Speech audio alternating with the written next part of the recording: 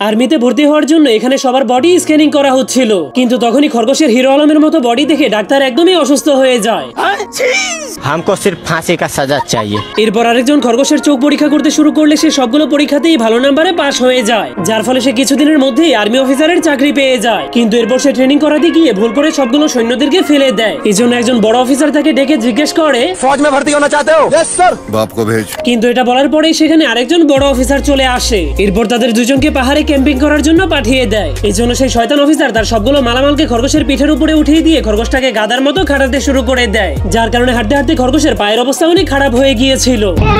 কিন্তু তখনই সেই শয়তান অফিসারের কাছ থেকে প্রতিশোধ নেওয়ার জন্য খরগোশের মাথায় একটা আইডিয়া চলে আসে। এই জন্য সে রাতের অন্ধকারে সেই বড় অফিসারের মাথাটাকে ফাটিয়ে দিয়ে তার টুপিটাকে চুরি করে নিয়ে আসে। কিন্তু যখনই সে ওই টুপিটার মধ্যে বসে বসে গোসল করছিল, তখন সেই শয়তান অফিসার প্রমোশন পাওয়ার আশায় তার কাছ থেকে সেই টুপিটাকে কেড়ে নিয়ে সেই বড় অফিসারকে ফিরিয়ে দেয়। কিন্তু সেই টুপির মধ্যে খরগোশের দেওয়া গরম পানি থাকার কারণে বড় অফিসারের মাথাটা পুড়ে গিয়েছিল। এই জন্য বড় অফিসার সেই শয়তান অফিসারের উপর অনেক রেগে তাকে চাকরি থেকে বের করে দেয়।